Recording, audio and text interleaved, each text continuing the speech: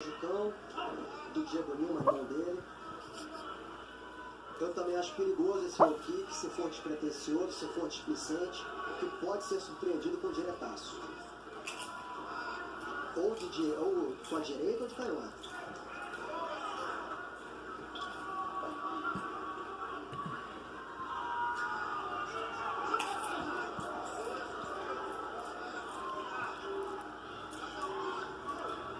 Lembrando que são aí 5 rounds. Perfeito. Providenciado. Praticamente foi um suicídio.